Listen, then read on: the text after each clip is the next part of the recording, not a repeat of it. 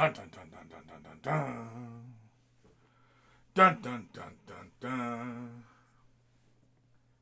Basically, I'm stalling with the music while I get this final crap set up. I'm just stalling. Because that's what I do. Alright. Continuing work on the Skinkaroo. I can't remember what the hell this little guy's name is. But we're going to get this guy finished up today. I think I can pretty much... Well... Yeah. I think we're pretty much done with him, right? Like, are we pretty much done? I don't know. I mean, like, there's other things I could finesse, but I'm not that super worried about it. So, I think it's time to declare victory and move on. Oh, I didn't do his fingernails. And I was thinking of putting a little highlight in his eye as well. I suppose we can get that started. And we'll finish off that base. I'm just going to get my wet palette open here. My super expensive wet palette. For anybody who's wondering what my wet palette is, it is... I did a video of it a long time ago. Basically, it's a baking container. A couple sheets of tissue paper and some parchment paper. And that's it. You got yourself a wet palette for $4. $4. That's it. It's all it takes. So, I'm going to get some painting done. If you're on the Discord and you're a patron, feel free to join me, as I'm simply going to get to work. Alright. Sorry, I got to scooch myself into my space here. Alright, so what did we say we're going to start with? Let's start with the eyes. I'm going to take a little bit of this white. Holy cramoles, it is way thinned out. Grab just a little bit of the fluorescence. Man, this is so watery. How watery, you ask? Super watery. So very carefully, I just want to touch the forward edge. It's probably pretty hard to see on the camera, but yeah. Just the forward edge of that eyeball. And that is it. That's all we're going to do. Yep. That's it. Why do I get the feeling there was something else I wanted to do? I suppose we could probably put some white highlights down. Just at corners and stuff. Just to brighten up some of the little kind of fake gold we've created, I think. Hey, Kim, what's happening? Kim joining us, aka Coma. Let's grab... I don't remember what blue this was. Was this the fluorescent blue? Yeah, I think this is the fluorescent blue that I did like a little shade on, I think. Let's grab just a bit of the white here. Let's play some of the white. It's really, really thin. Super, super thin. Holy cramoles.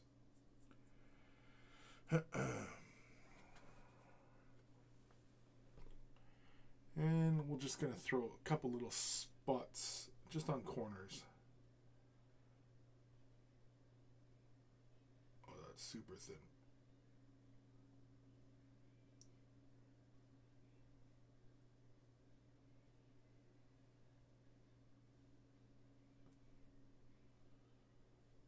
Super thin.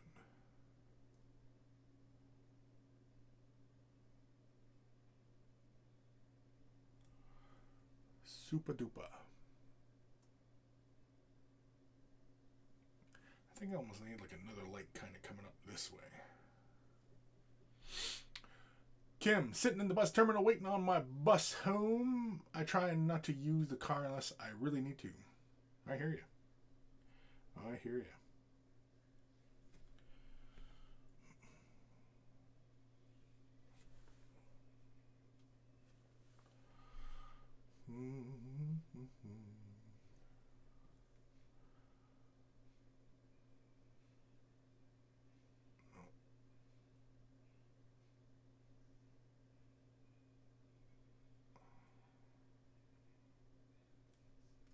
Oh, pulled him right off the base.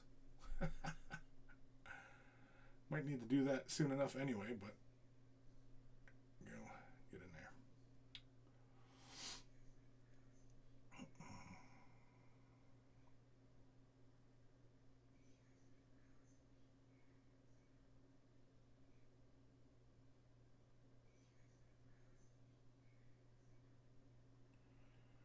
Just throwing a little bit of stark white right on the tops of the folds here. Yeah, I mean, like, I can finesse this non-metallic metal a little bit more, but I don't really feel like it's necessary.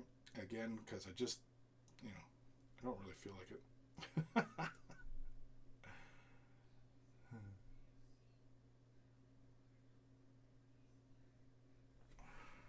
This really thinned out paint is really annoying me. There we go. Just a little bit more definition on those little things on his belt. You know what?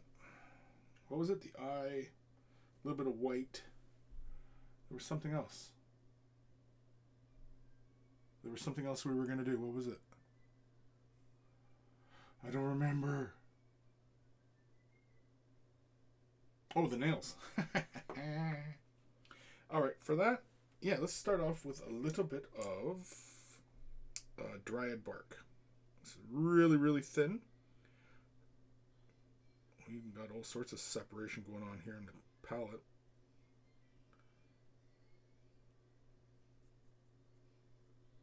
It still flows okay though. It's not super watery. And let's do some fingernails. Yeah, we're just going to go right over them with dryad bark. Let's go for a nice dark browny nail. Just because, for giggle's sake.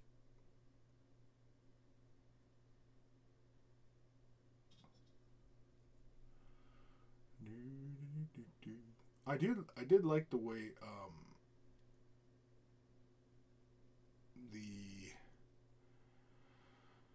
what the hell's the color called now? Snakebite leather. God, I'm having a hard time. Still brain foggy. Still foggy. I did like the way it sat on the nails as a bit of a proxy for the colors, but yeah. Can we get in there comfortably? We shall find out. Yeah, for the most part. I'm actually going to take a little bit of this dryad bark, thin it down. I'm going to just push this in the shadows a little bit. So I'm going to take a little bit here, break it way down. I'm just going to use this in some of the shadowy points on the belt here on the leather. Just like right around here. Oh, might be a little too thin. That's okay. That's all right. Yeah, that's fine. That's fine.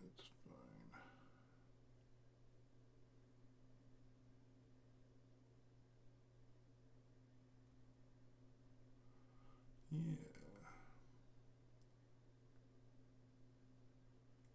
There we go.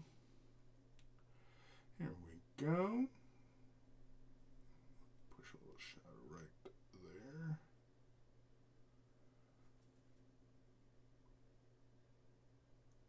More often than not, I really don't finesse these kinds of things too far, especially if I'm just kind of getting it done for tabletop. I'm usually not too worried about it. Let's jump over to, what was that, Balor Brown? Yeah, we'll jump over to Balor Brown. These are pretty much the same colors we use for the non-metallic. And they're going to serve us well for the nails as well. Just because. Because we can.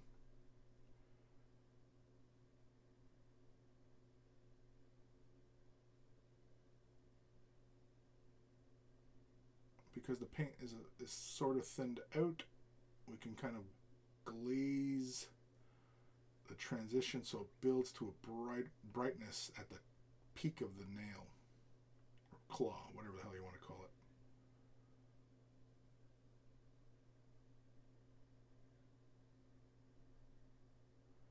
Whatever you want to call it. Mess with that too much, I pulled out the paint. But yeah. So eventually we're going to come in at that with a bone color.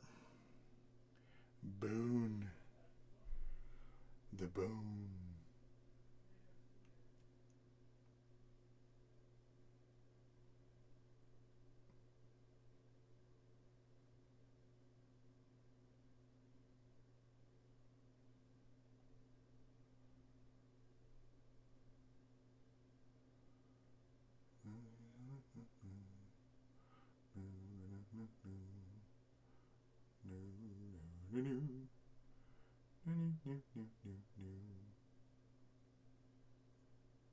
Go. Come back over to these other ones here. Intensify the color. Yeah. That's the ticket. There we go. Yeah, a little brighter.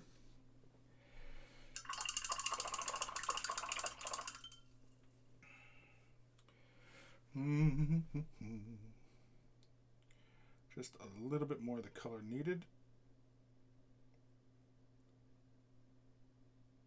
Just a bit, just to do the fingernails. Just like so. Like so.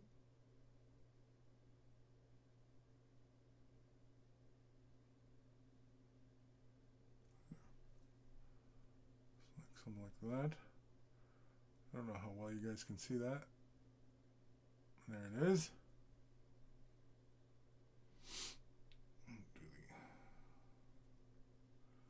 Do the nails on this hand as carefully as we can.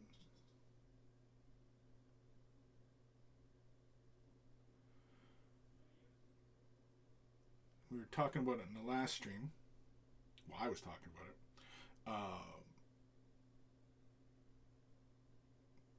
For anybody who really wants to get good at miniature painting, play Operation. You know, the board game. Trying to get the, you know, the little knee bone out of the leg kind of thing. Knee bone. You know what I mean. Anyway. Now, I don't think... Yeah, that Screaming Skull's dry. So, we're going to grab some Screaming Skull. A fresh little dollop of it. Throw it on the mixer. And mix on the mixer. Yeah. Oh, yeah. Kim, the middle brown and some of the white should give you a nice bone color without getting out another color. Yeah, well, I'm just going to jump into some Screaming Skull, because it's screaming. And we just do a highlight. And after that, if I am not happy with it, then I'll add a bit of white. But otherwise, I will leave it the hell alone.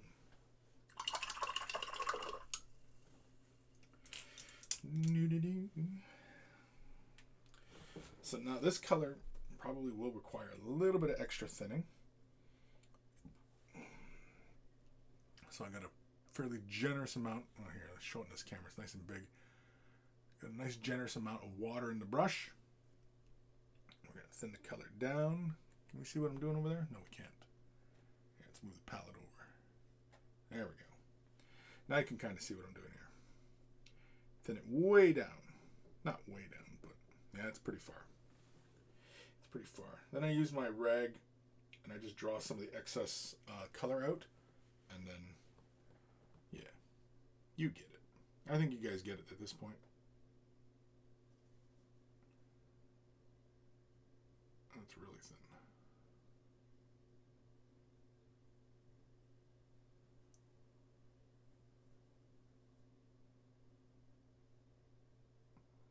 It's going to take a couple glazes to get this to sit right. Let's pull back from the back of the paint. Let's try that. Yeah, that's a lot better.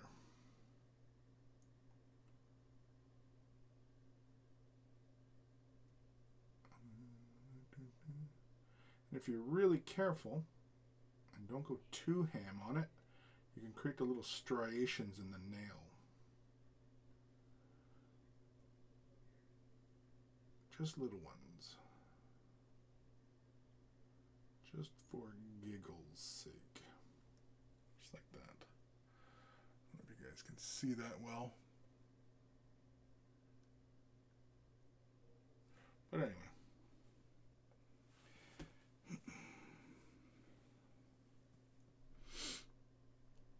Grab a little bit more of that color.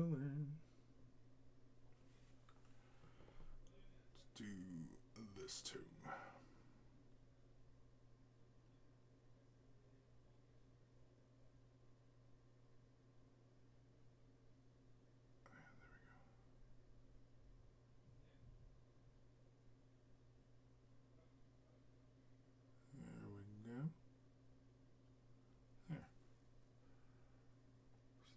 White on them toes.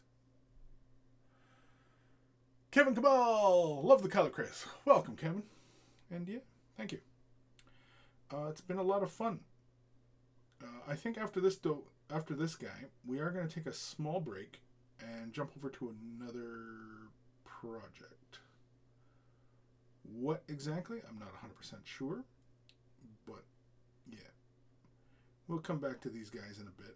I was thinking actually of working on the main character from Dominion, from Age of Sigmar Dominion. I was thinking about getting that model started, and we'll paint that model. Well, I'll paint it. You guys can follow along if you want.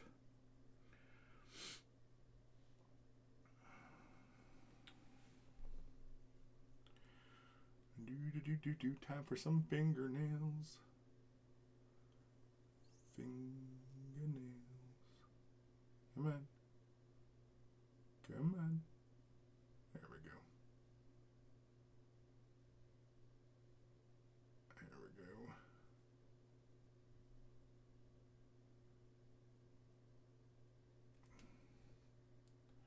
Hard part of getting them fingernails is getting just enough paint on them so that you don't swell the color too greatly. Alright, grab just a bit more of the paint and we'll call the fingernails done, and let's do the base. In fact, we can probably pull the model. Oop, jeez, hit my camera. Hitting stuff already. Yeah, we can probably get to some other stuff as well.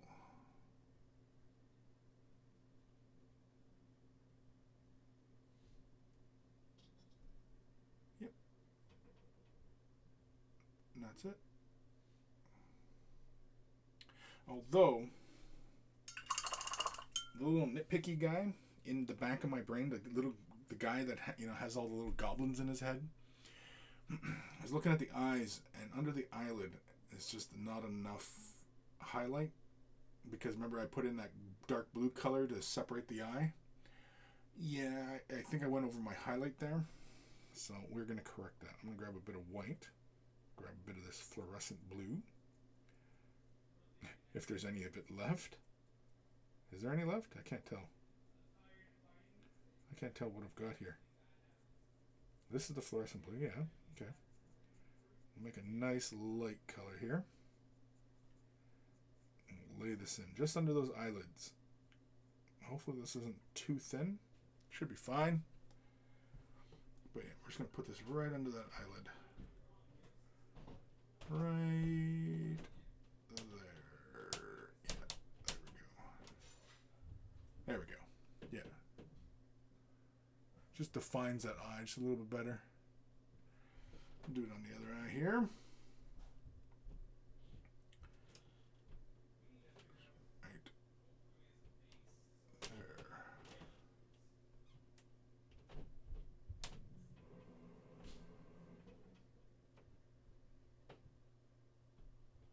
There we go. There we go. Yeah. Okay. So skinkage number 1 is done. Other than his base. So, because we have the base separated, or able to separate, let's grab the little guy, pull him off the base, and that way we can work on... Oh, there's a little froggy in his base. Ah, there's a little frog. Okay, well, we're painting that frog. We're going to spend time and paint that frog. I don't care what you say. Go ahead, say it. I don't care. Yeah, we're just going to pull him off. They pulled you off. There we go. He'll be okay sitting right there-ish. Yeah. So his little froggy right there. His little frog. It's like a little pond or whatever, a little puddle. That's fun. We're going to have fun here. Oh, it's like a little flower or something. Oh. All right. So to maintain consistency, because the other guy in the unit, I've done the base started in dryad bark. So we are going to do his base in dryad bark. So I'm going to grab a nice fat brush. So I'm just going to use my shade wash brush. I'm going to grab a little bit of water, excess water. Yeah, we're going to thin this way down. We're going to do a few layers, but that's fine.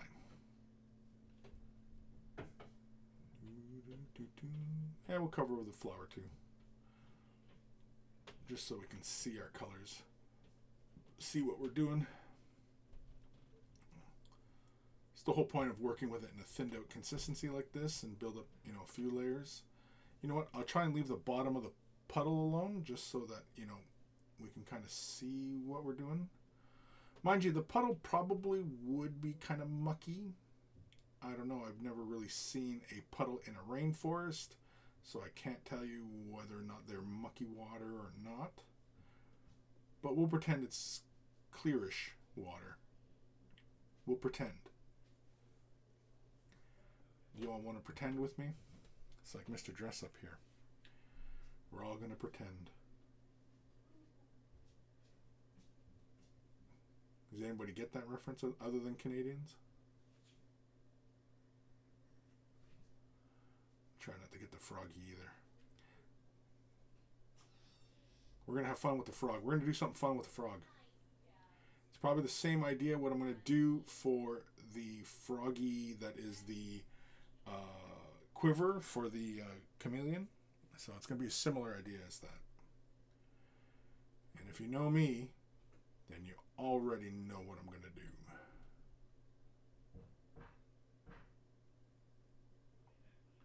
You don't even have to guess. You can just, oh, I know what Chris is going to do. Chris is going to do something like this, and then do it.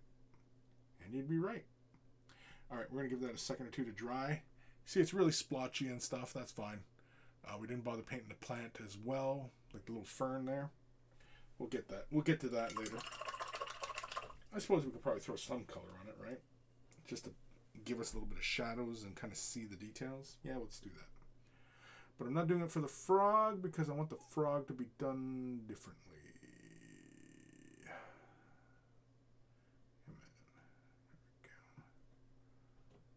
There we go. Yeah, we'll just do a little pre-shade, as it were. I'm still tripping out about this little froggy in here. That's hilarious. Love it. Love the little details like that. Like if you're gonna do sculpted bases, you gotta do, things that add a lot of character to something, Where's my dryer? Sorry, I'm just grabbing my dryer.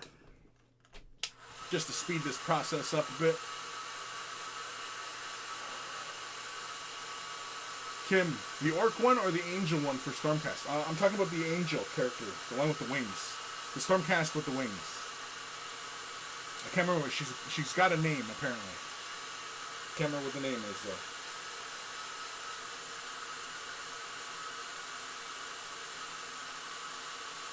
But that's the plan anyway. That's the plan.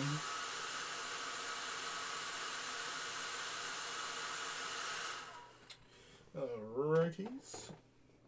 Okay. So we're going to do another layer. more of the color. I'm just going to darken up the side of the base. We're probably going to do the side of the base kind of how I've been doing it lately, using, what do I use? Steel Legion Drab, that's it. That's what I've been doing a lot of the bases lately. Steel Legion Drab. Do the inside here.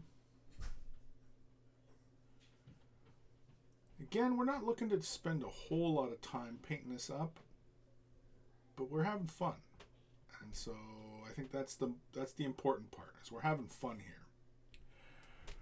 At least I'm having fun. I don't know about you, but I'm having fun. I actually don't care if you're having fun, really. I'm not concerned whether or not you're having fun. I'm just going to paint my minis. And you're going to sit there and you're going to like it.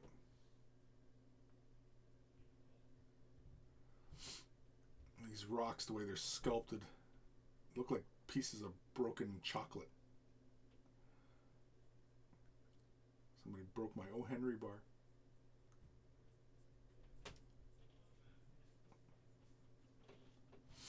They all have O. Henrys where you are? Do they? I don't know.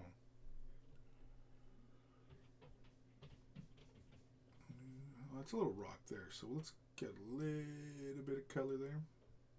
There we go. There. Oh, that's his little fingers. Oops. Oops. It's okay.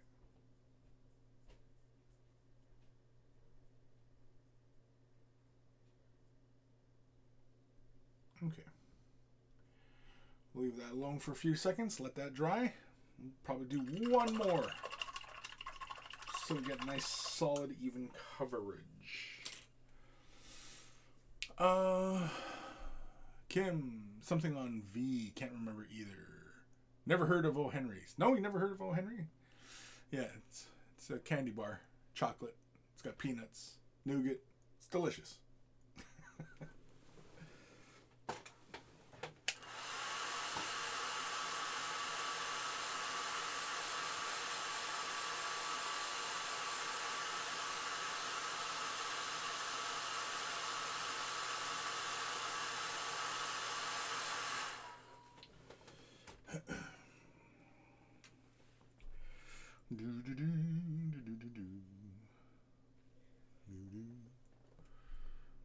Okay, we'll start over here, I guess. I'm just filling in the rim, and then just kind of moving in, and then just scrubbing around, and putting color down where I think it needs to be. That's it.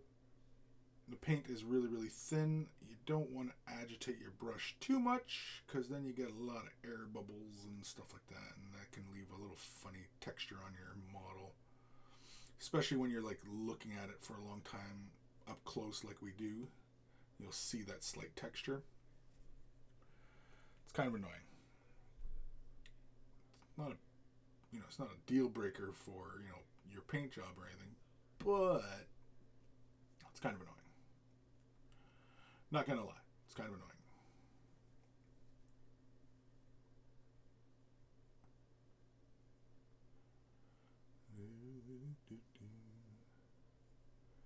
Yeah, it's looking nice and smooth now. Looking smooth. For schmoothing.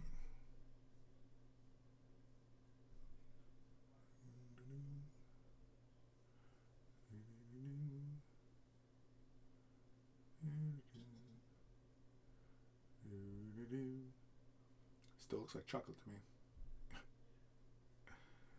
Paint chocolate. Sweet, delicious chocolate.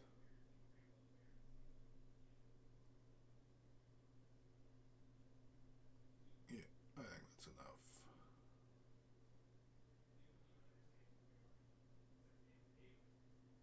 Let's get a little scrubbage over here. And boom. There we go. Base coated. Ready to go. Now what? Now what indeed? Now what indeed?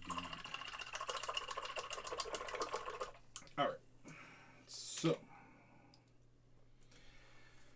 I hadn't really thought about how far I was going with these bases. And I'm still not sure. What kind of flower is that? You kind of see it's got petals and it's got like a bud in the center. What sort of flower is that? It looks almost like a golf ball in the middle. What is it? Does anybody know? Anybody? Bueller? Bueller? Does anybody know? No? Somebody gonna friggin' Google it for me? No? Nobody? Nice. Maybe the water should be green. Because there's like that little bubble coming up, you know? I guess I don't really want it to look like bubbling slime. I guess it could just be bubbling water, right? I guess. Suppose. I'd like to know what this flower is, though. I've seen that before. And as soon as I Google it, I know I'm going to go, oh, it's that kind of flower. Oh, I get it now. It's a donkey. I get it. All right, so let's start highlighting the brown. Let's go with, now we have the nice brown, or the nice blue on the skink. I'm wondering if I just highlight it with XV88. Do a mix of XV88 into the Dryad bark. You know what? Screw it. Let's do that. Oop. Cover's in the way. There we go. Give it a quick mix. Oop. I turned my head to see what I was doing and it fell off my mixer.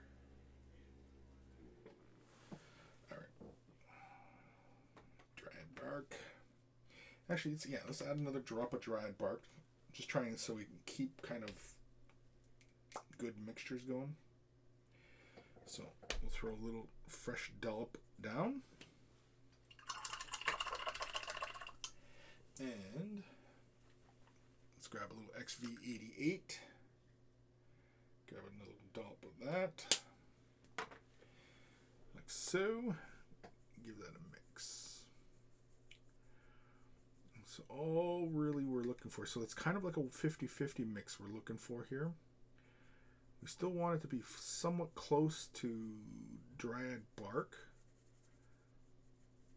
Yeah, it's not bad. It's not bad. Yeah. I almost feel like just kind of scrubbing this over the surface. Just kind of like haphazardly and just kind of build up some color. Yeah, you know what, let's give that a try. Especially on the rocks. It's the rocks that, you know, we can do other stuff. So yeah, I'm just gonna go boo boo boo boo boo boo. Yeah, I'm fine with this. Because there's some really kind of flat areas here, and kind of scrubbing it around provides a bit of a texture, gives you kind of interest. Yeah. And then when we do it on the rocks, again, it gives us a bit of texture. And we can build up on that. I had considered busting out the airbrush to do this, but meh. We'll do it all by hand. Why not? I don't think it really matters, but yeah. I know there's some people out there like, no, don't use an airbrush. Rah, rah, rah. Yeah, too bad. If I want to paint with an airbrush, I'm paint with an airbrush. You tell me what to do.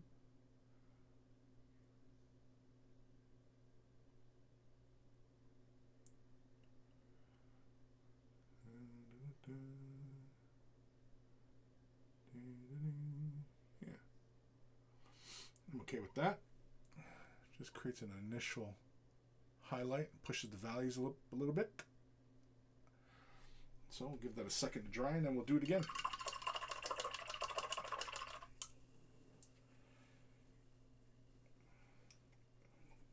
Hell, I think once we do the second layering, we will we'll add another drop of XV88, bring the color up a little bit more, do a very light, deliberate kind of stippling around, and then maybe a light dry brush, just of XV88.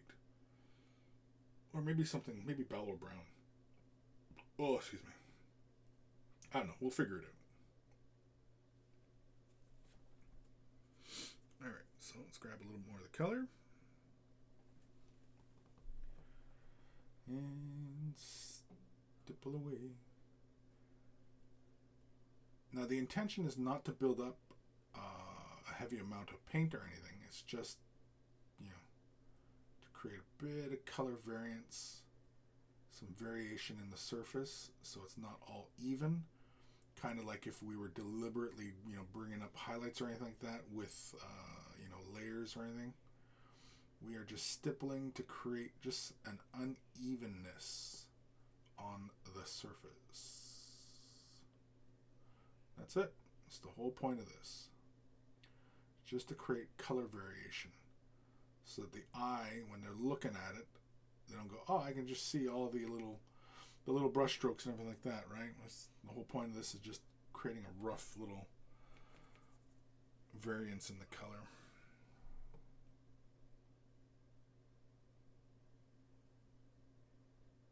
That's it. That's the whole point. Trying to make it look kind of natural, especially if you stay kind of random on how you do it. It'll feel very natural because of the randomness.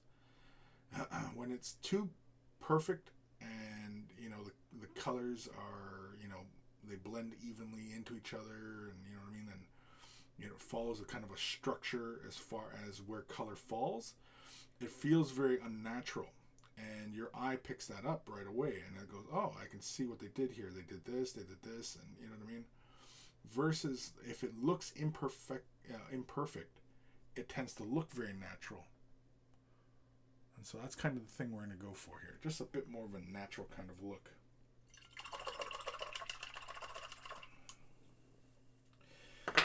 Take a little bit more XV88. Just another drop. So anybody who's wondering what kind of ratio we're kind of going for here, it's more like a 2 to 1. 2 XV88 to 1 Dryad bark. Of course, I usually mix to the eyes, so I usually kind of build into the color as I mix and find the value in the mixing process. If I want a little bit more darkness, then I throw it in there. And that's it. That's really my process for mixing. I just mix till I see the value that I was looking for. So I can see it in my brain, and then I have to tell my hands to make the color that my brain sees. I know, sounds complicated. It's not, though. It just takes a little bit of practice. Switch brushes here. I'm switching over to a Artist Opus number 1. And we're going to be a little bit more careful and deliberate as we apply this next layer. I'll build it up towards edges and such, and just kind of go for interest. I'm going to follow edges of rocks, and high points. That's all I'm really doing here. Again, it's just to create interest.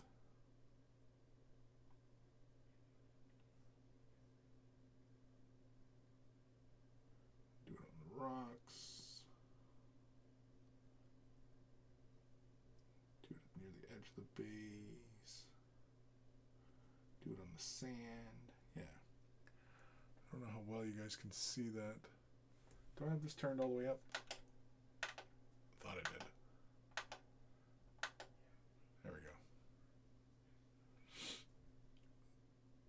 see where I laid some of the highlights down here. Again, we're going to continue on, build it up. We'll probably do this twice. Just get a nice solid saturation of color.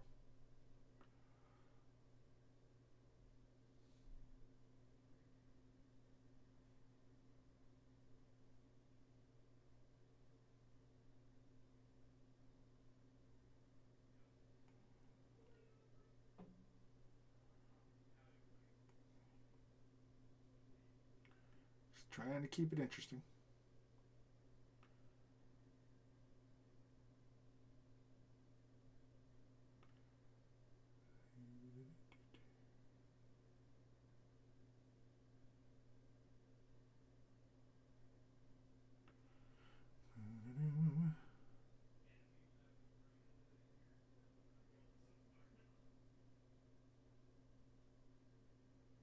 Still would like to know what that plant is.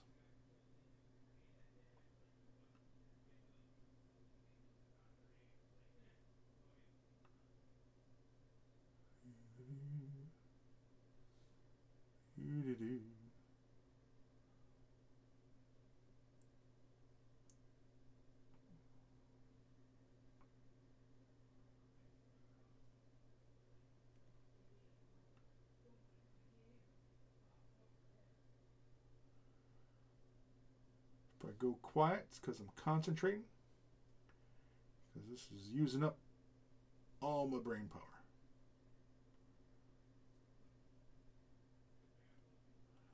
All the brain power.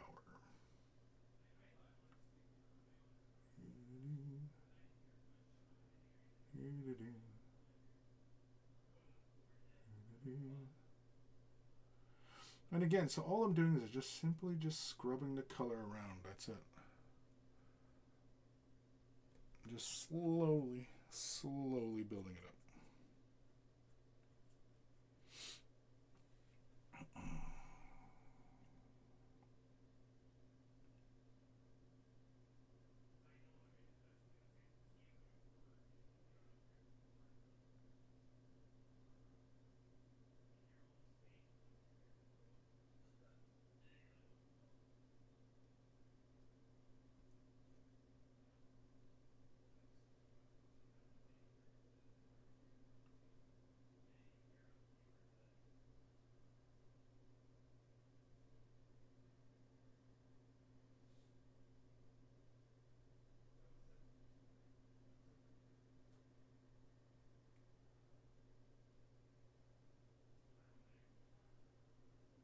Yes, I realize I'm really quiet at the moment.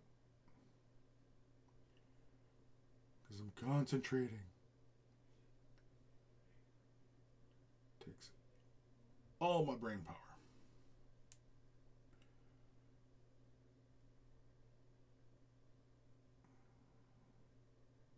Plus I'm trying to be deliberate here. I'm trying to be deliberately random. That's actually quite a challenge, really, when you think about it. To be deliberately random. To deliberately do something that otherwise it would feel random.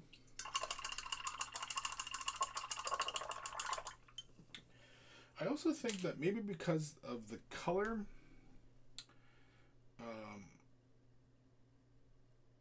like not pushing the muddiness too far bright, because the model itself is quite bright and we want that to play very nicely. So yeah, coma, gotta go from still about an hour. Check back in, but I'll be watching the show tomorrow. Cool. Later, duder. Yeah, so I think we're gonna just jump over right to XV88. I'm gonna slap a little bit onto my palette, and then I'll try and figure out what color I want to go to after this.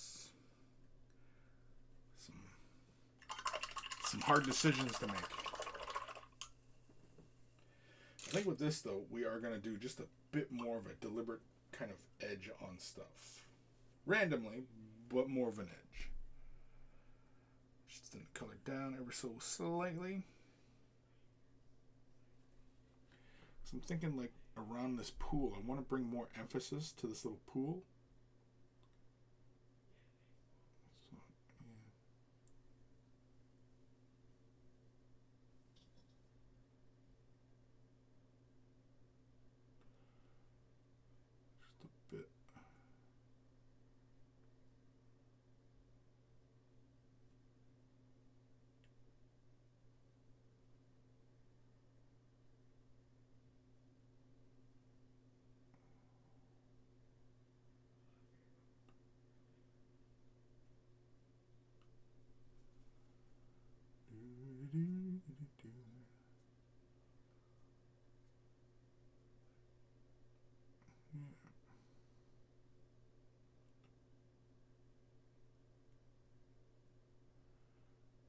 kind of just following edges at this point of the rock now.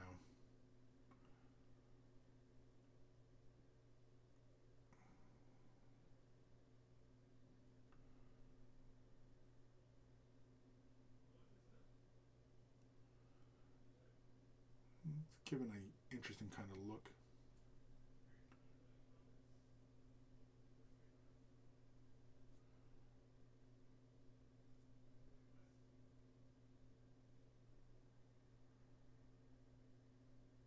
It's interesting. It is interesting.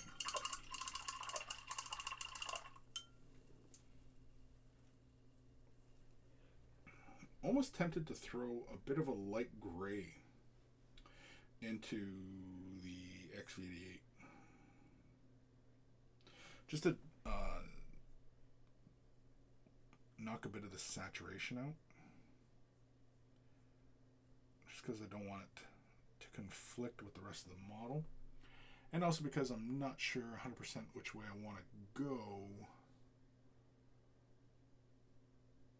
on the other bases.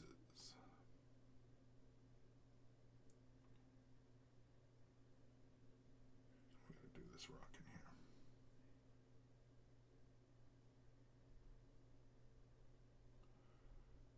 Yeah.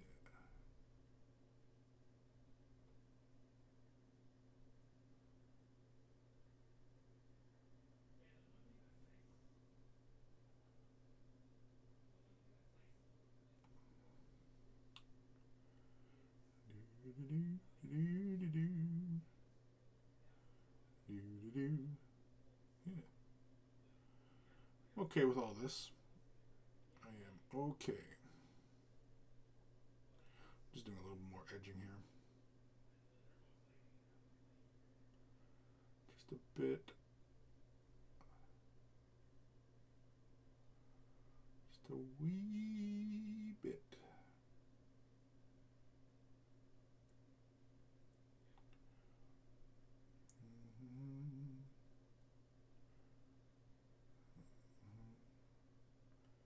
Get some of these big racks.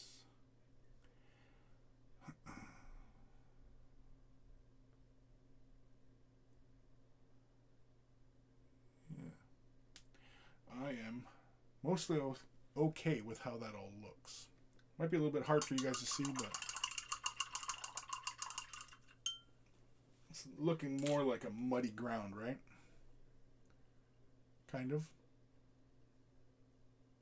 Sorta. Let's take, just for giggles, yeah, let's take a little bit of because I still have it on the palette here, the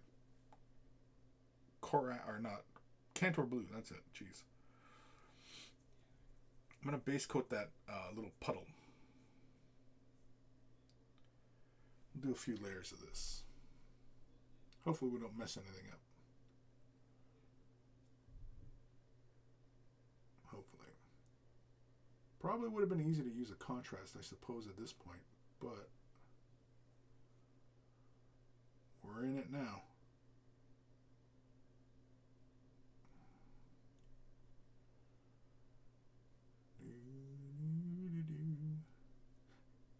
I love this little froggy in this base, though. He's so cute. He's so adorable. So wretchedly adorable.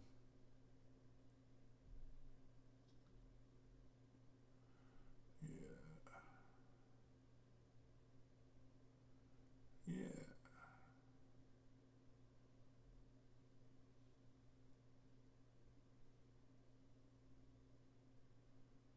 There we go. Looks okay.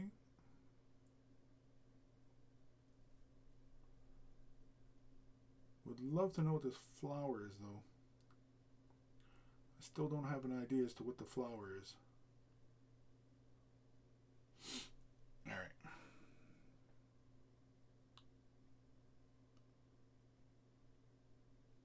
Okay.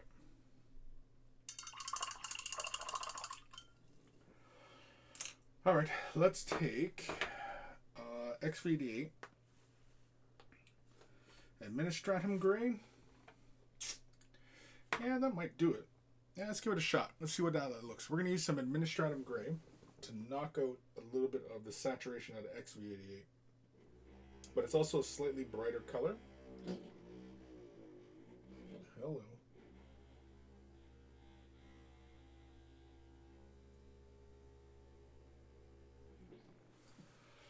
Yeah, we'll give it a thorough little mix. It's probably 1-to-1 is probably a little too much, but we'll go for a close to 1-to-1 mix. So grab about that much of the paint and throw it right into the XV88. And again, we'll mix to the eye. Yeah, probably will go into the whole thing. So I'm just looking to knock that saturation out. That's all I'm doing. But also because this gray is a lot lighter than the XV88, it will also brighten it, as you can see there. So yeah, this is actually not bad. It's not too intense. Yeah, actually I like that color. So we're going to take that color and yeah, we'll probably just do an edge highlight on some of the rocks and then maybe make some little bit of stippling here and there as necessary, but otherwise, yeah.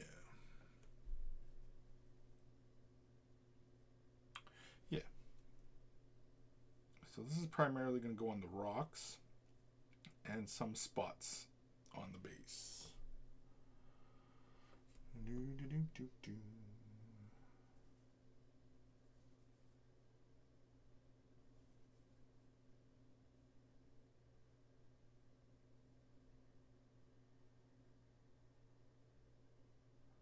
Probably could have just as easily dry brushed this as well, I suppose.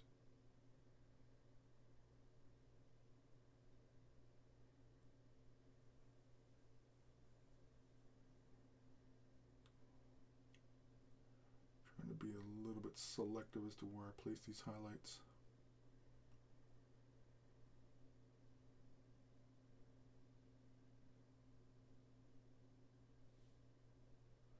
Just a little bit.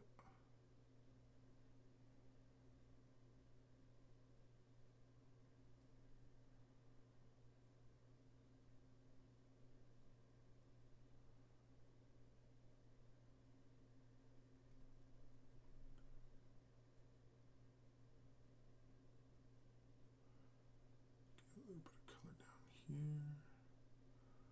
Some of these little high corners around this little puddle.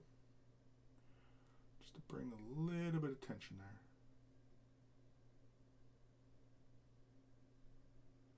Maybe a few on the dirt. On the base.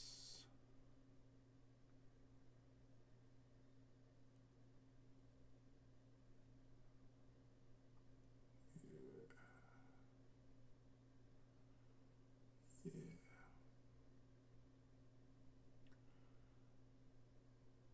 I am okay with this. Yeah, it's just a little bit of definition. Not 100% sure it needs it in the dirt. Just a slightly little brighter color on the edges of the rocks really helps. Helps define them.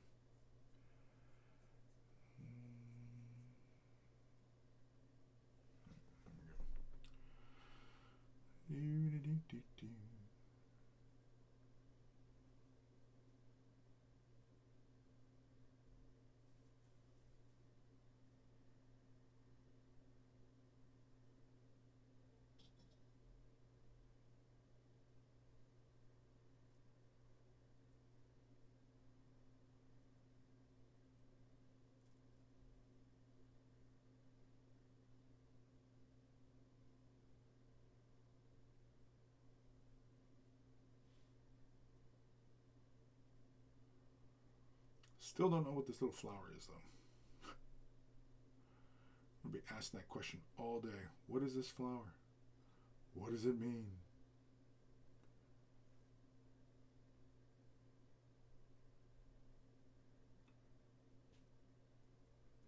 What does it all mean?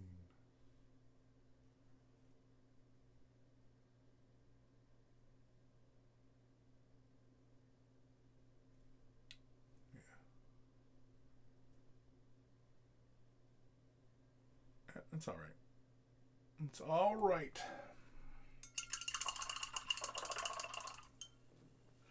All right. Let's go. Let's find something like, oh, I don't know. Let's do that fern really fast. I will just grab camel green, I suppose. Let's go with, let's go with Castellian green. Yes, Castellian green. What is that green? No, I don't want that green. And these two. Or these three, I should say. Yeah, let's go with these three. We'll just go with three color. Oops, shit. What am I doing? Okay. So we're gonna go with Castellian green first, and then Death World Forest, and then Strachan green.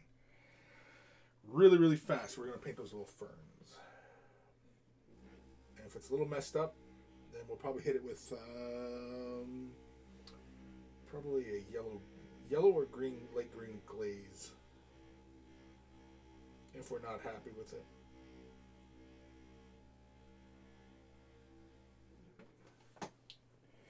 Give the Castellan green a mix. And let's move the palette down just a bit here.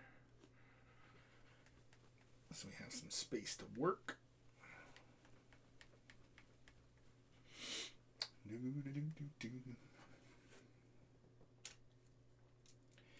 don't need too much, so let's grab a little drop. In fact, if we end up needing to mix anything, we can probably just mix it right into this base color.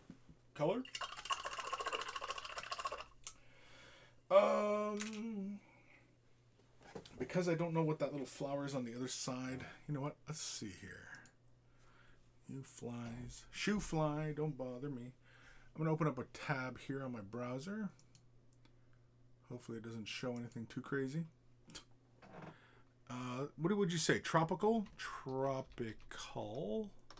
Sorry, my keyboard is far away from me. Flowers. There we go. Tropical flowers. Boom. Go over to images. No idea what I'm looking at.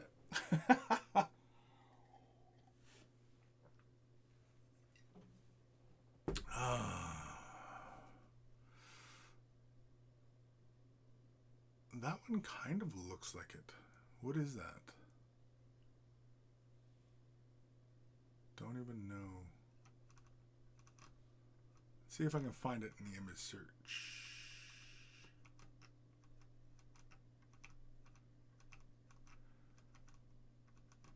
Yeah, it kind of looks like this thing.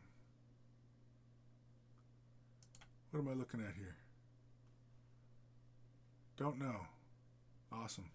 Thank you. That helps. Thanks for the help. No help.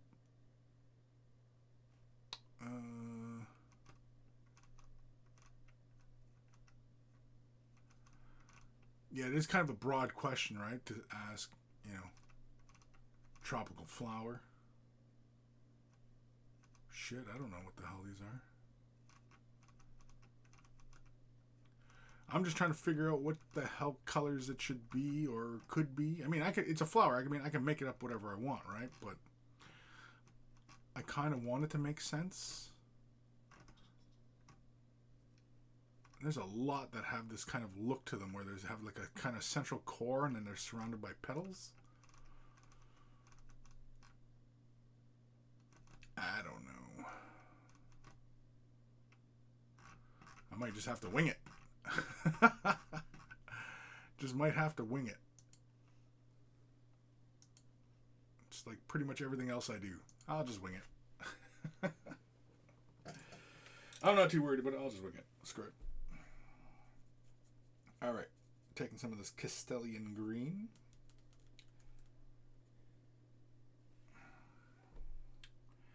And we're just going to basically base coat this. Nothing fancy.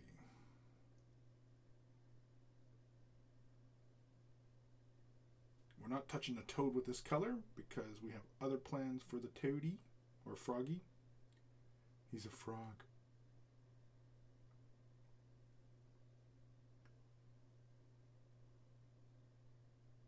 Yeah. There we go. It's already starting to feel nice and jungly. Is that a word? Jungly? Oop. Hitting things.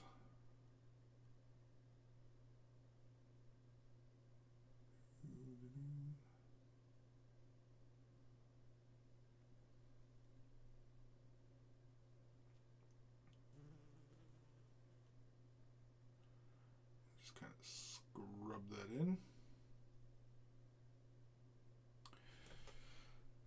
And let's grab a little bit of water. There we go. Let's make this nice and silky smooth. Silky smooth. There we go.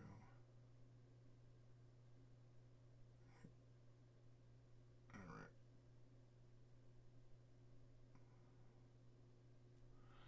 Yeah, that's a nice solid green now.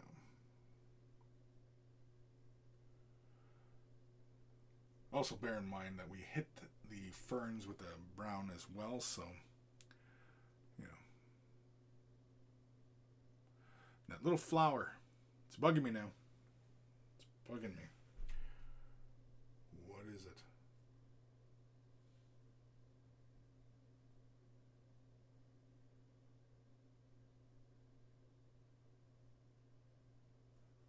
Wait, should those petals be green? Ah, for God's sake, I'll do them green for now. I'm going to do the petals on that little strange flower green, but I have no idea as to what this plant is supposed to be.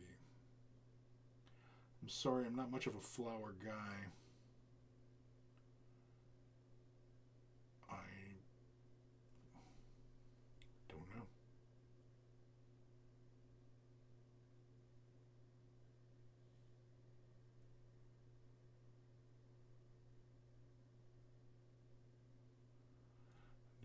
Do.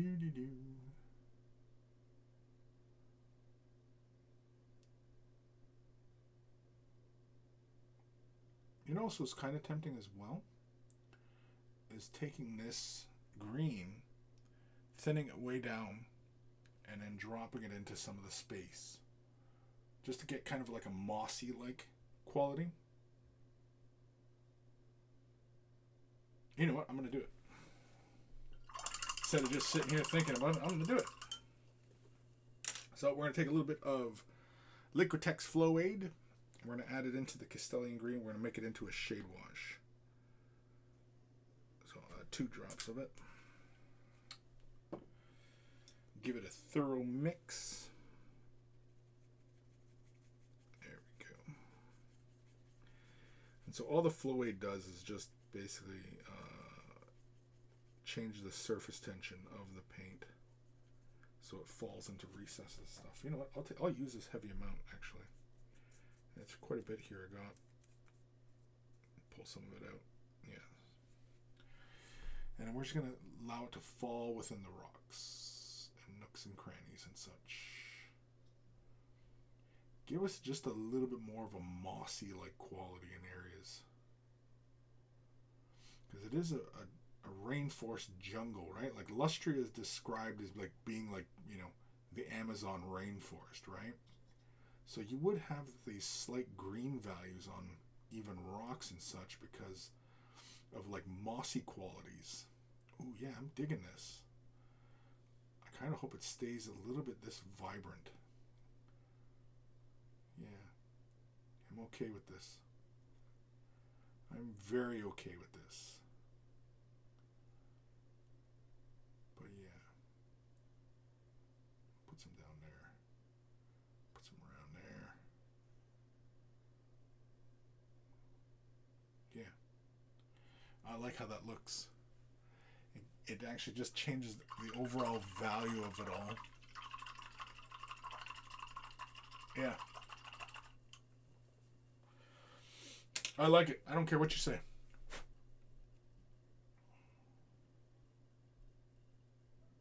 Yeah, the tonal variation gives it more of an earth kind of quality.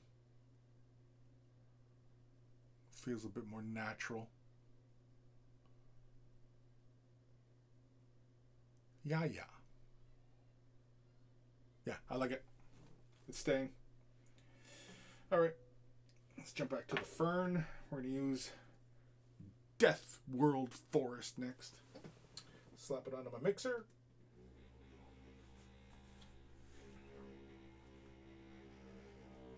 Oh, yeah. Alright. What time we at here? Okay, we're in good shape. We're in good shape. So we're going to take some Death World Forest. This is going to be applied in a roughly overbrush kind of method. I'm just going to slap it right over the surface, catch the high points. Yeah.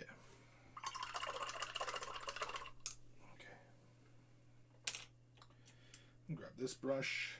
So basically to do this kind of thing, where I'm going to just basically do it like an overbrushing on the ferns. So what I'm going to do is I'm going to take my brush and I'm going to draw it through the paint and basically work it into like a chisel. So basically it's like a flat, so all I do is draw it through the paint, turn it 180 degrees, draw it through the paint again, and it works it into a nice little chisel-like shape. And that's what I do. On the wet palette, it's adding water as I move it, so it's kind of killing my little chisel shape I've got going on, but I don't know, can we see it on the camera here? Yeah, you can kind of see how it gets thicker and then thin. That's the kind of shape we're looking for. But the wet palette adds quite a bit of water, so it might change the way this runs. It might actually fall into the recesses. Yeah, it is too. God dang it. Which means I gotta work with it dry. So I'm just gonna grab it, put it on my dry palette here. Pull the moisture out. We don't really need that much, so yeah. See, this is more along the lines of the shape I'm looking for here. See how boom, boom, like that. And so then all I gotta do is just go whoop-ha right across the surfaces. It's just like dry brushing, but not. All I'm doing is just catching just the high points of stuff. Yep. There. That's what I wanted. So I'm going for the outer edges of the ferns, leaving it kind of darker through the centers. And that's it. Yeah. It's a subtle color variance, but it's fine. Now, next we're going to jump over to Strachan Green. My Strachan Green has been sitting for a bit, so it's going to get a good thorough mixing. Oh, yeah. With this highlight, though, we're going to be fairly deliberate. I'm going to build the highlight towards the peaks of each of the leaves.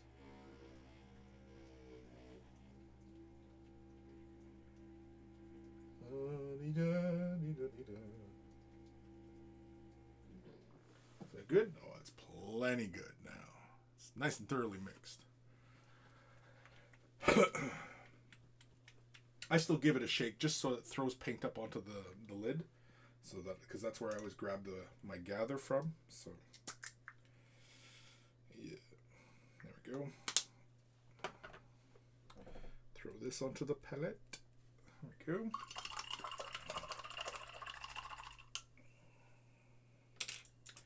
Grab our detail brush and continue on. So just need a little bit of the paint, not too much. Working it to a nice little point. And yeah. So like I said, we're going to build the highlight out towards the points of the fern. So just like so. Actually, we can work this just like an overbrush as well. So we're just catching just high points. build a little more color intensity towards the top. Just like that. If we want to individually catch pieces of the fern, we can. Just like so. Yeah. You know what? We can probably do that stem too. Let's do the stem. The stem to the fern. Put just a little highlight on it. It's in its central core.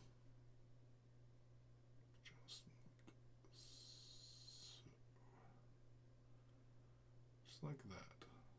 Right there. There.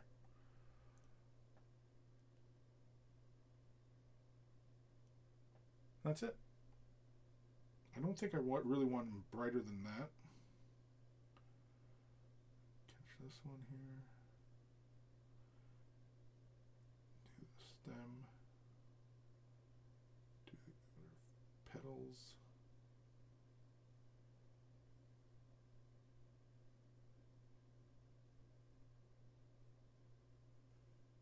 Yeah. Yeah. Yep.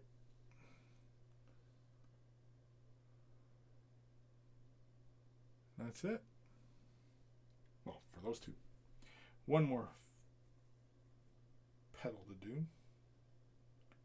Leaf? Leaf. Not petal. Good God, man.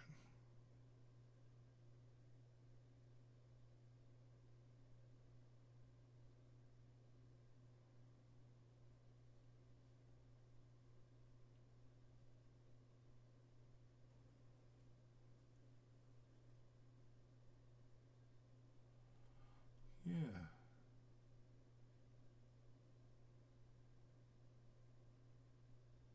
Yep. There we go. So petals are done. So now, I think we'll work on the water next. For the water, let's jump over to... We probably got enough Cantor Blue and white that we can probably just use the Cantor Blue and white together. Let's try that. So let's take a little bit of the white. Now this is the golden high flow white, I believe. Or was this ceramite white? This might have been ceramite white, I think, wasn't it? I don't remember now. Either way, we're just going to take a little bit of blue. Mix something that's not quite as saturated as Cantor Blue, but noticeable enough. Which is, I think, where I'm at. Let's do some highlights. Do some highlights. Now the bubbles. I'm thinking the bubbles really should be darker at the highest point and brighter at the edges, right? Is that the way we normally do that? Oh, excuse me. That's the way we're going to do it. That's what we're doing now, kids.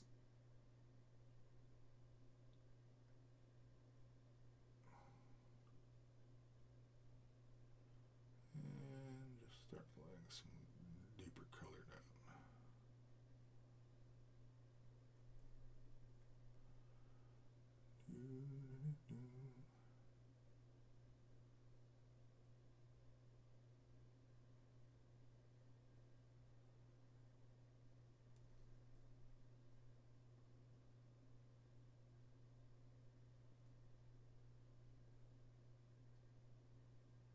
These little ripples are fun.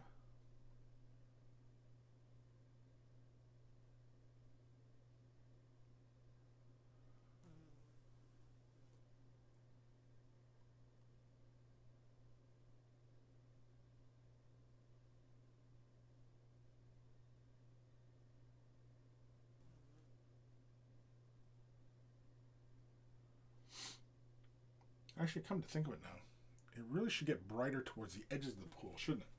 Not. So we're going to do that. We're just going to continue to add white to Cantor Blue, and we're going to work our way through till probably we get to almost a pure white, I think. If we can do that with just this tiny amount of color on our palette, all the better. Grab a bit more white. Mix it in. Yeah, let's go a little bit more white. No, that's not enough. There we go. There we go. Yeah, we're going to build this color up towards the edges of details. So the edges of the bubbles, the edges of the pool are going to get brighter. And the ripples as well.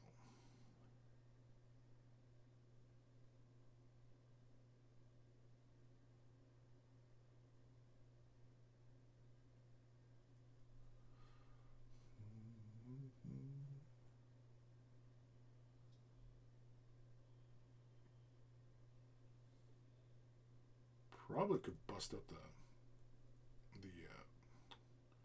flow aid just to help with some of the surface tension.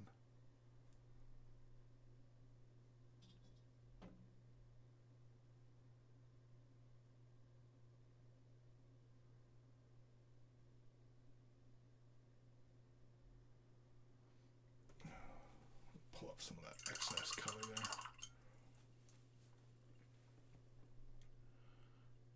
Yeah, it's a little too much. Move it around a bit more. Yeah.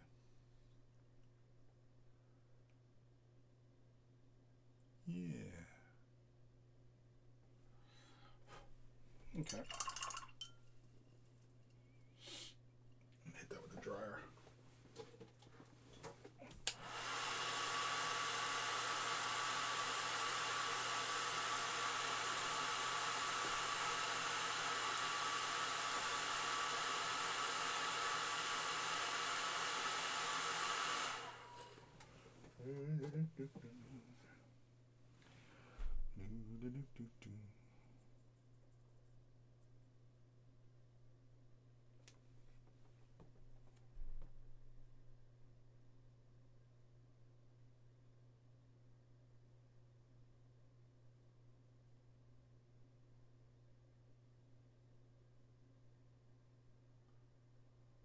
More color around the rim.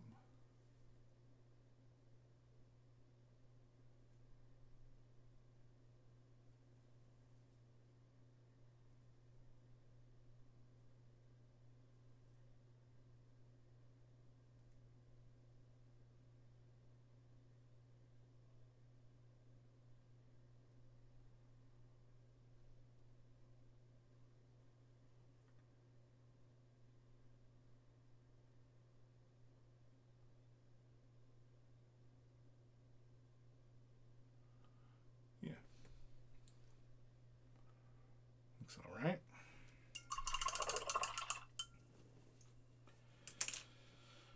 Next, get a little bit more white. Chuck that in. So like so. It's kind of tempting to throw just a little bit of green in that. It's tempting. Will he do it? No, better not. Probably shouldn't.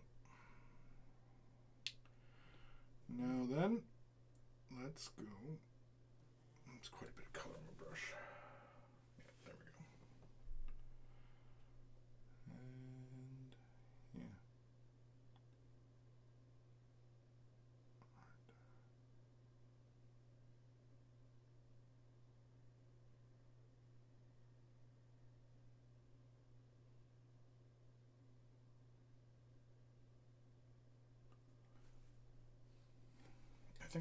I am gonna switch to a flow aid though.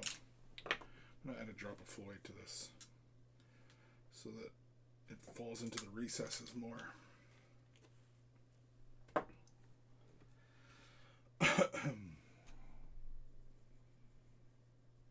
Makes it really, really thin, but it makes it easy to kind of glaze and maneuver it into, you know, spots.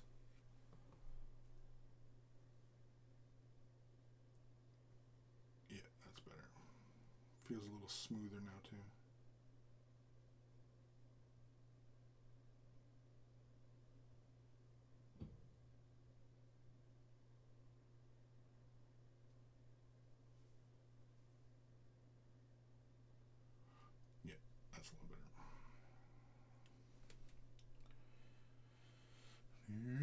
a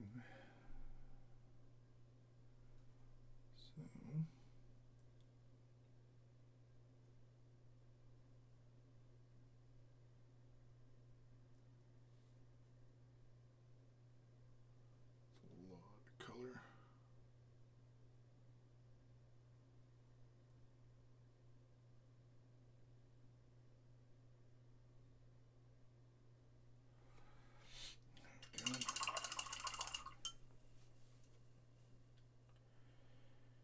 Yeah, no, gotta get a little bit more color there. Right on this little wave, ripple, whatever you want to call it.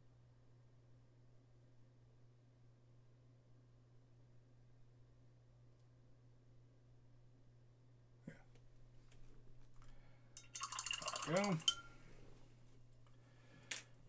Hit that with the dryer.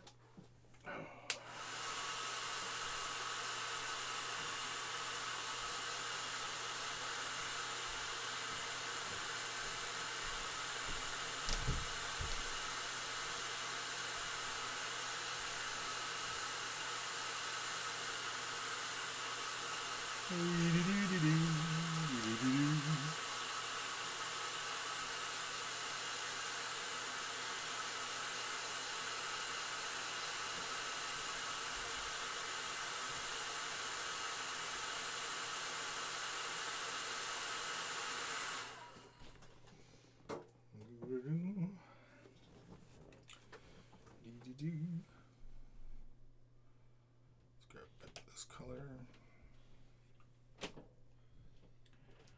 Do this wave.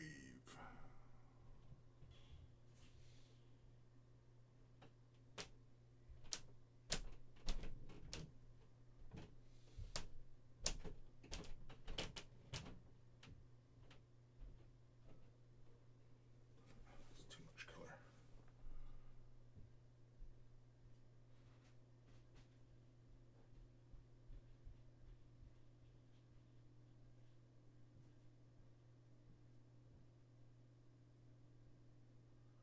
Doing the tops of the bubbles.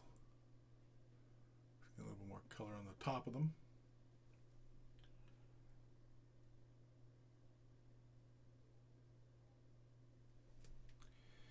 And you know what, let's grab a little bit of white. Yeah, it's okay if it's not pure white.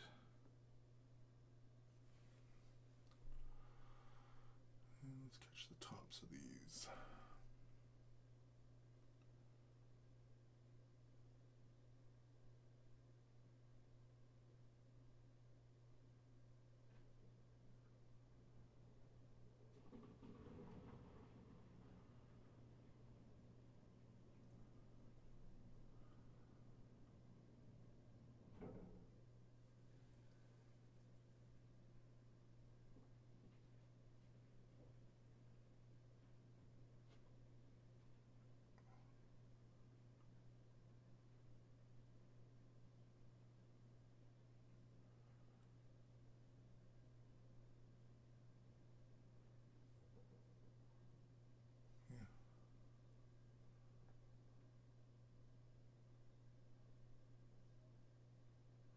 It's all right.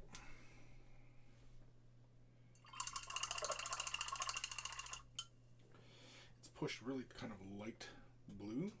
That's okay, because we can always hit that with something like, oh, I don't know, Talistar blue. Just to push a bit more saturation back into it. But we'll save that for a minute from now. And get just a little bit more white on this.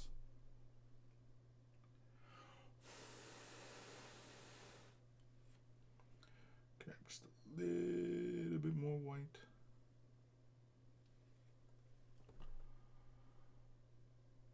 I'm just trying to catch some of these ripples. Just bring a little bit more definition to them.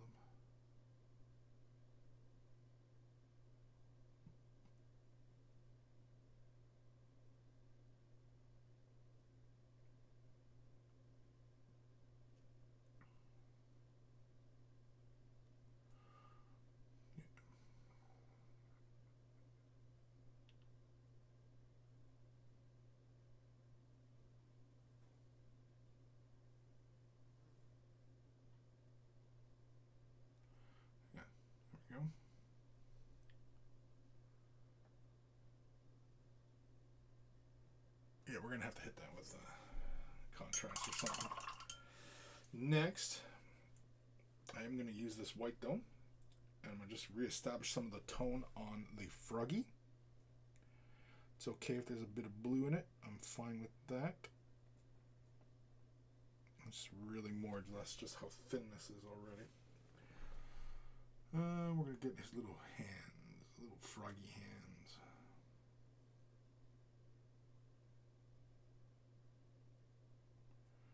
What we're looking to do is just rebuild some of this white on this model.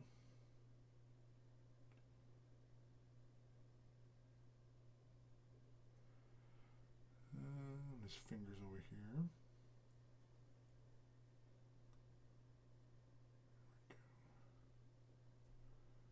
Got it on his face. A little bit.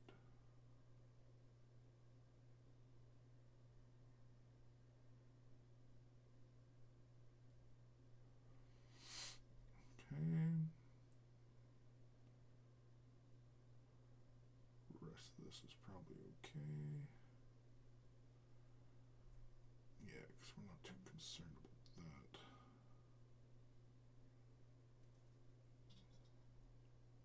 Get some solid color. There we go. So I picked the little froggy back out. And now we're going to throw some color on him. What color do you say? We're going to throw some fluorescent orange on him. We're going to make him look like a little poison froggy. Oh, why am I mixing? I got some on my palette. Is it still wet? No, not even. There's a big crinkle right here. That's why it didn't stay wet. Alright. So, I'm going to go to the mixer. Mix some paint. Oh, yeah. Alright. So it's not even wet there anymore, is it? Boo earns. Can't throw it right over here then. You only need a drop. Only need a drop. I'm going to base coat this a couple times with this color. Yeah, there we go. Get a nice, bright, fluorescent orange. We're going to do the entire frog first. And then probably throw in a couple little highlights. And then we'll finish off the froggy. The froggy.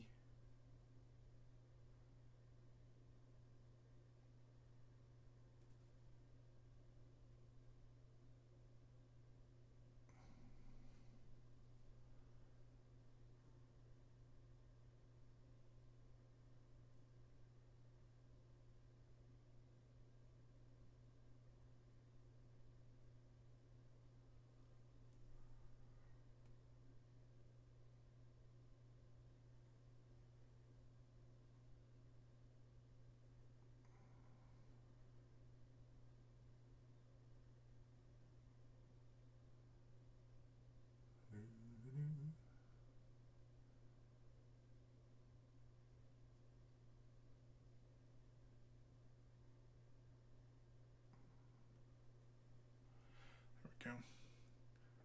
Nice bright orange. He's bright. Well, it's a fluorescent orange I used on there, so of course it's bright. Give that little head start on them dry.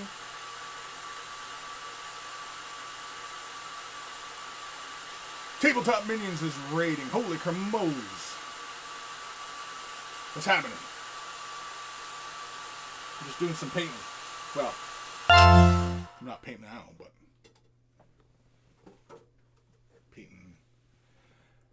painting a little froggy on a base.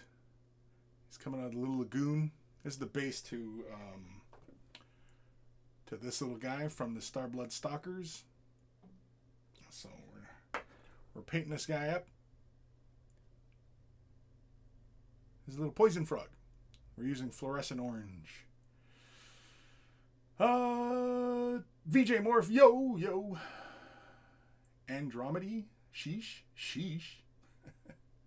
Hey, Chris, hey. Feisty Crabman, thank you for the follow.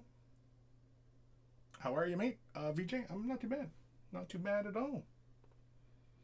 Zambies, hello, hello, hello, Zambies.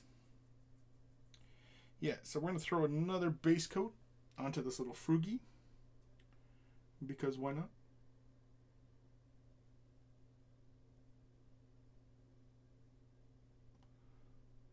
We're just going to brighten up this color.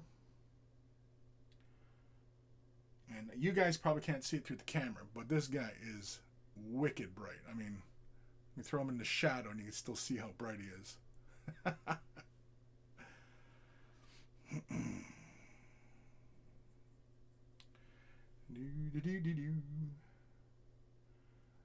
Is Mr. Uncle Adam still around?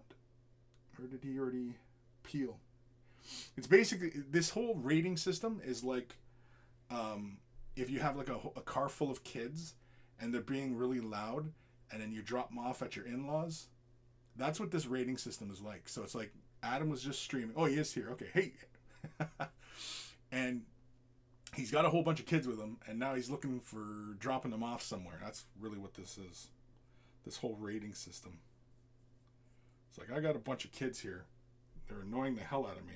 Here, you take them. Or am I projecting? I might be projecting. Everybody's like, Chris was a terrible parent. Possibly. I leave room for that possibility.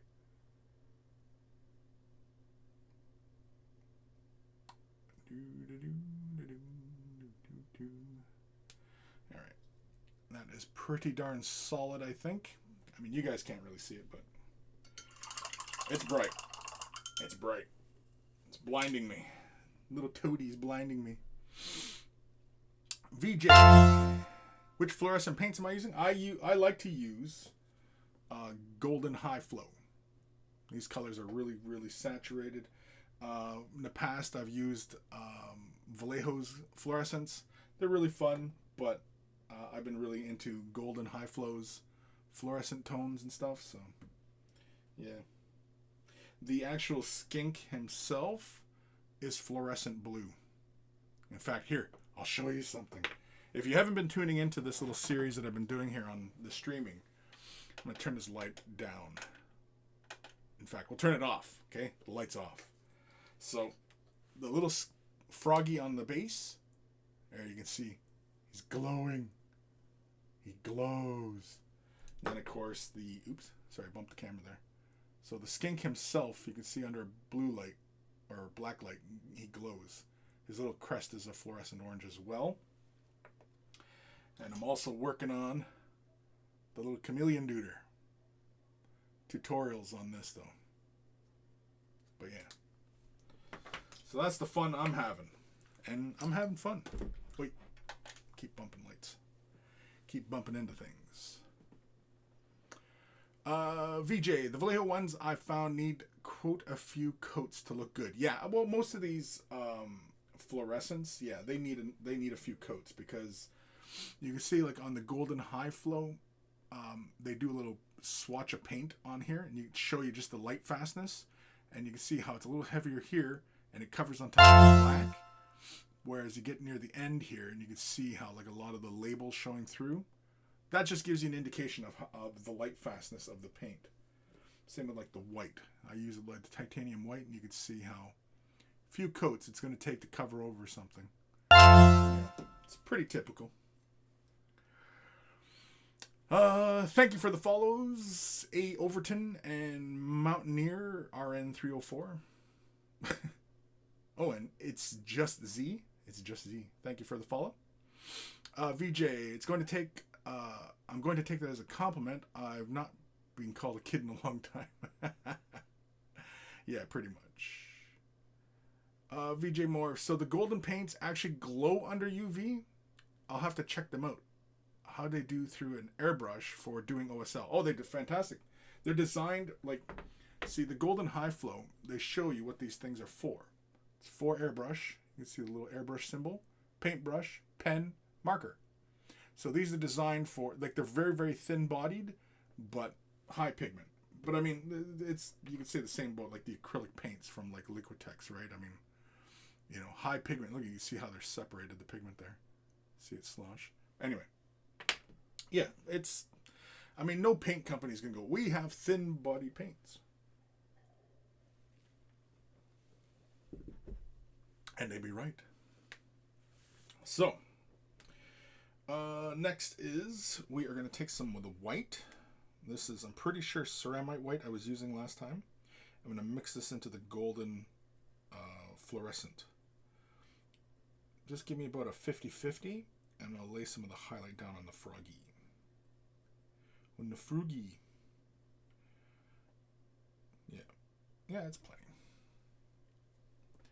And so we're just going to lay some highlight down on this little feller. Little feller. He's a cute little feller. Just a fast highlight, nothing too fancy. Just catching some of the volumes here. Again, the plan is that this guy is a poison frog. And yeah.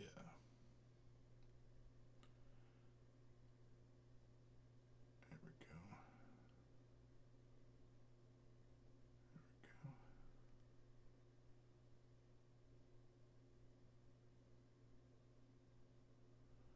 Yeah. With this, we're just going to, you know, do a flat kind of highlight. Just nothing too fancy. You can see it knocks a bit of that saturation out as soon as you start adding the white. And we're going to take just a little bit more white right here. In fact, I'm going to mix it into the remainder. Just like that. And get me a really bright pale color. Now, even though we've added white to this fluorescence, the white actually does not fluoresce. So if we were to shine the black light back on this, where we've built up the highlights, yeah, it won't fluoresce as much.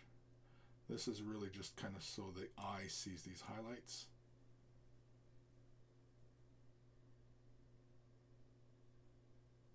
So I'm just catching some of these little high points here.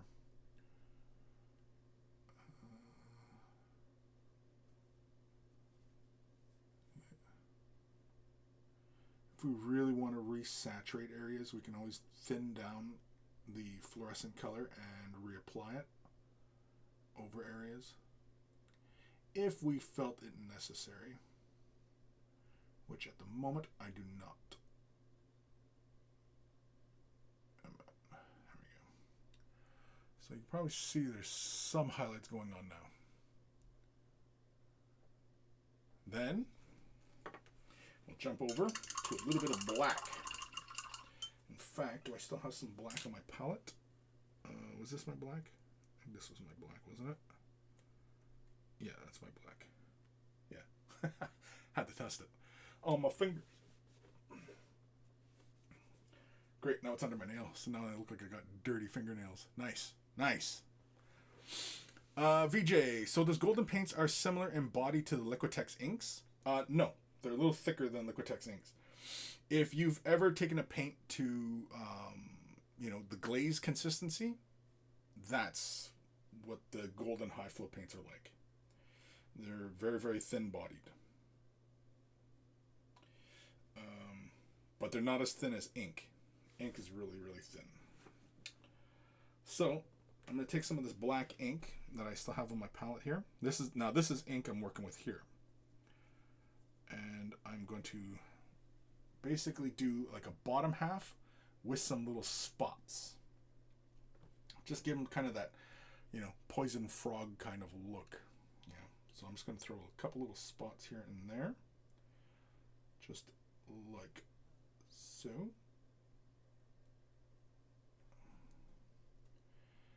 Couple over here. Just like so. then I'm going to just catch just the back end of the frog. Just create like a bit of an abstract shape, just kind of so it looks like it's, you know, black breaking up into spots kind of thing. Yeah, something like that. Do this other side of the frog. Yeah. Then I'll do a little break in the leg here. And you know what? I'll do some up on his shoulder as well. Just a couple little spots. Oop, that's too much.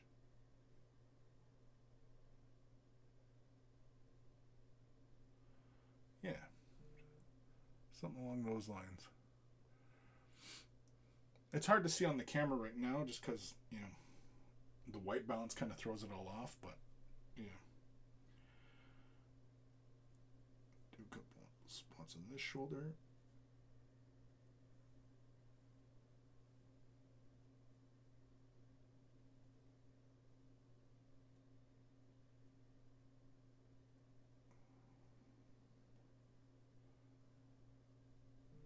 Yeah. Now it feels a bit more like a little poison froggy. It's got that fluorescent in black. A lot of fun. Then we're just going to do his eyes in black, just because I don't feel like doing, you know, gem-like effect in his big old eyeballs. Just big old black eyes. Just like so.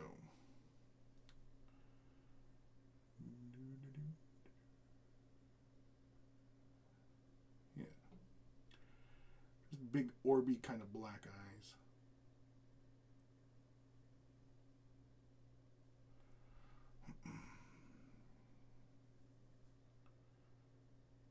Just for giggles. Where? That's it. This little frog sitting on the base.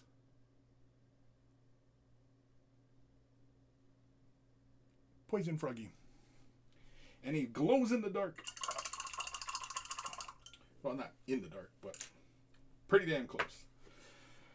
VJ, 4:15 bedtime for this Aussie. Looking great. Night all. Later, duder. So with the water effect, I think I want to resaturate some of the area here and bring a bit more blue back into it. So let's grab Talisar Blue Contrast. We're going to thin that down and apply it. Did I already have it on the palette? No, I didn't. For a second, I thought I already had some on the palette, but I don't.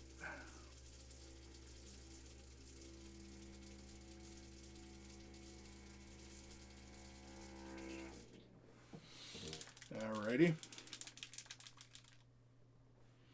So, grab a little bit of this. Throw it onto the palette. Just a drop. Don't really need that much. Find some space on the palette. Oh, my light moved. Oops. There we go. Right? Yeah. Let's find some space over here. Right over here. Then take a generous amount of water and we're going to thin it way down. Just like that. So we get a nice little cyan happening. Now because this is contrast, it will creep into recesses and such, but that's okay.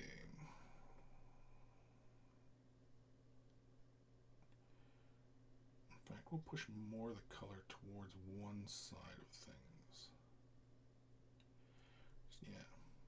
So we get some kind of idea of a gradient going on in here.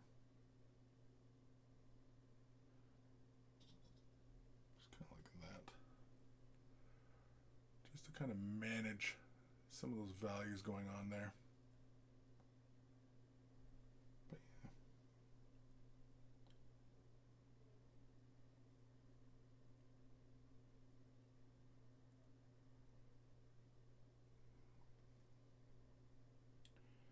Yeah, that's looking all right.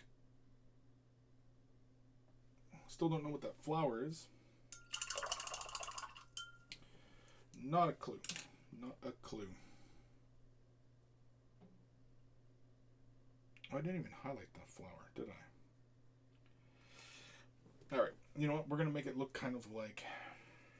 I don't know. Kind of like I don't know.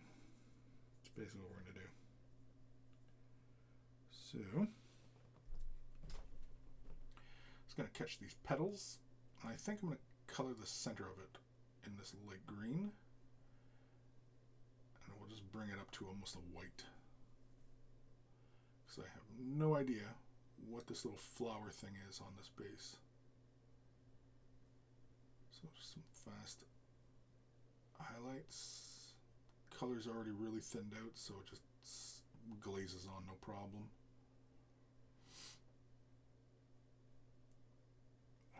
Yeah.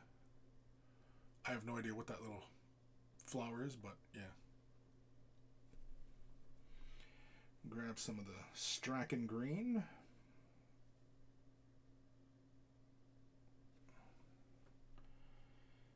Catch just these high points on the flower.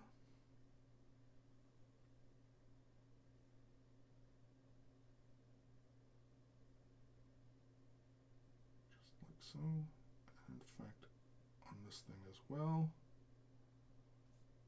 Because I have no idea what this thing is. So it's just getting a coat of green. That's it.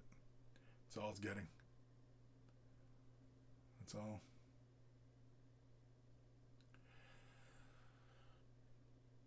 Kim, still going. Yes, I'm still going. We're almost done, though. We are almost done. Believe it or not, we're almost done. In fact, I'm going to take a little bit of... Do I have any of the white left? No, I do not. Let's take a sliver of that gray. Do I have the gray? No, I don't have any gray left either. Yeah, we're just going to take a little sliver of gray, add it to the Strachan green, and I'll throw it right here. And we're going to use that to highlight that little flower bud thing. I don't know whatever the hell it is. Just a little bit. Just create a little bit of a highlight color. Maybe it's one of those flowers that, you know, has that kind of gray-white in it. I have no idea what it is, but either way. And we're just going to go... That's it. Oh, maybe just the very peaks of these petals. Just like so. Just because we can. Yeah. I have no idea what that flower is. Anybody else out there know? I don't know. I don't know. I'm going to grab a little bit more of the blue contrast. Just want to push some of these shadows in the water. Just deepen them up just a bit. Just around here. Closer to the froggy.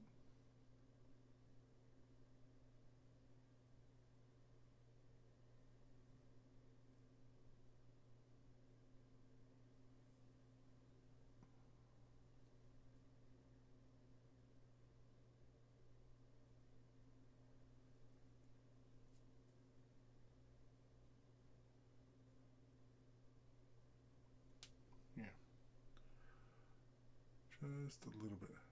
Just define those ripples a little bit more.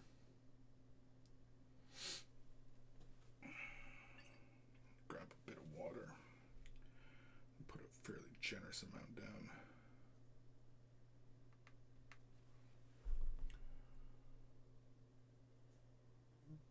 Ooh, that's a lot. That's a lot. That's too much. It's too much. Draw that out. There we go.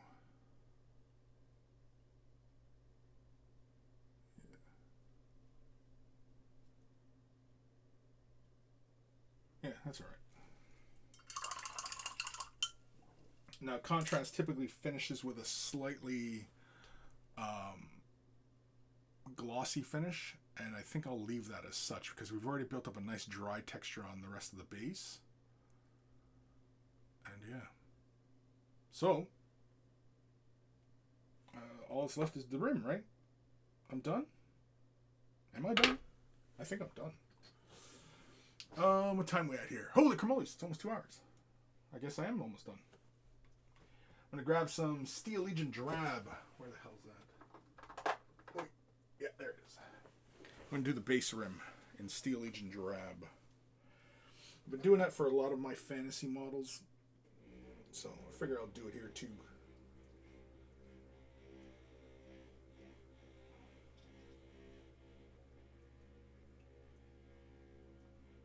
Yeah. There we go. So we're going to do the base rim in Steel Legend Drab.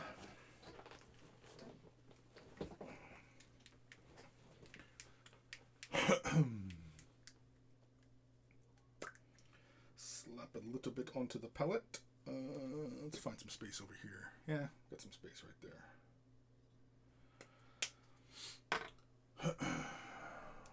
Right there. Found a spot right there. Alright. Really fast. It's just the dampness of the brush to thin the color out ever so slightly, and that's it. And then we're just basically going to just follow along the rim.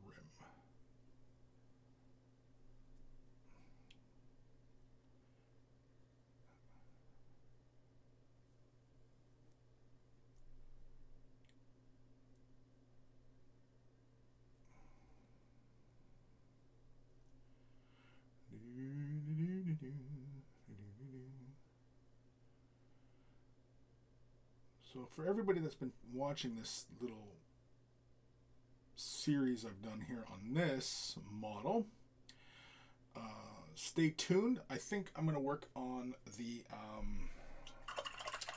character from the new Age of Sigmar, Dominion, the Stormcast with the wings. I think that's what we're going to work on next. So anybody who wants to follow along with that one, I think that's what we're going to do. Streaming. Basically, I think we're going with a Monday, Wednesday, Friday type of thing, along with Saturday's Way of the Brush. Yeah, so. War Pigment, out of focus. Focus? Out of focus. Oh, out of focus?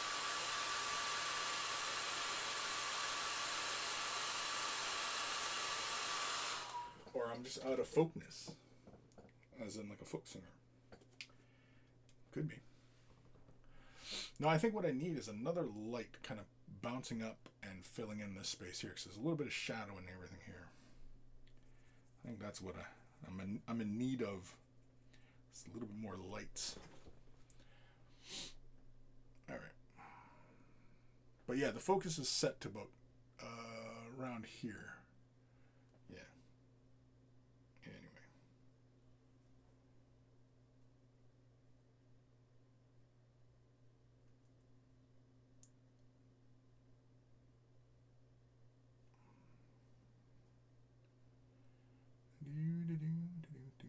This is the second coat of this color. We had already built up a few layers of dryad bark on it earlier, but that was just just a block in color and just, so we're not distracting ourselves. Okay. Like one more coat and then this is going to be done.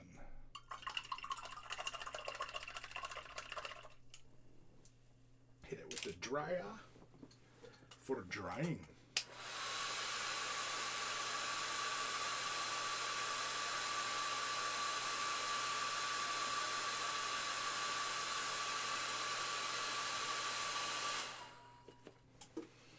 Yeah, so everybody who's been watching it has been kind of challenging filming these because the fluorescent paint throws off the white balance of the cameras. And so, yeah, that's why I've been working in this fashion like this. It is a little dim, but the models are so bright. So bright. All right, last layer. And then we attach this guy. It is a press fit model, and it is nice and snug, so I think all I need to do is just slap it on and call it a day. And somebody following? 84 Spidey, thank you for the follow.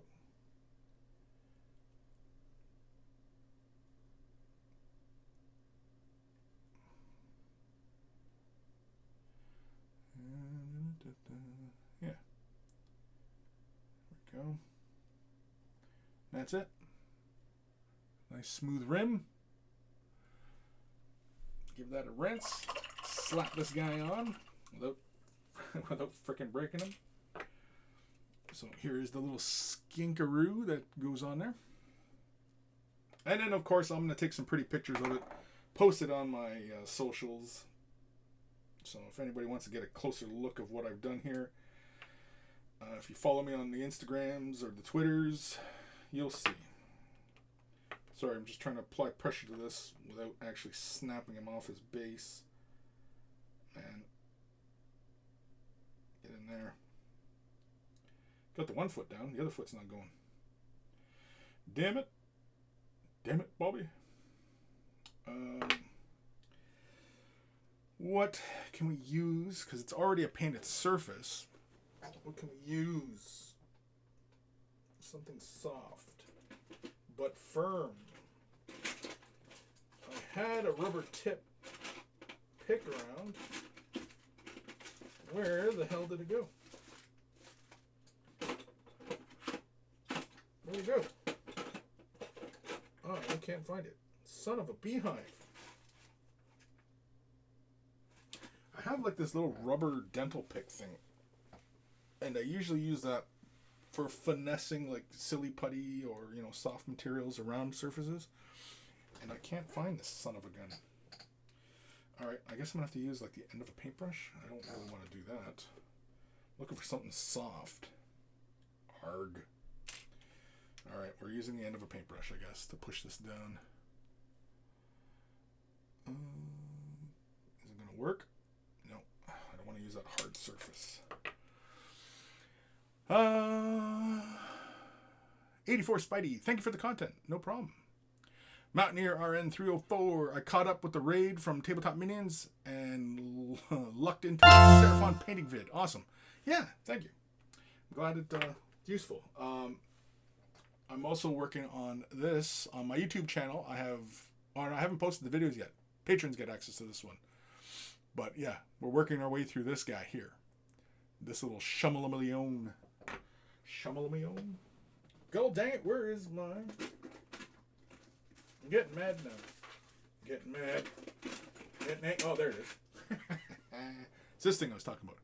See, it's got this little rubber tip. And I just use this to gently work things. So hopefully this doesn't scratch off the paint as I apply pressure.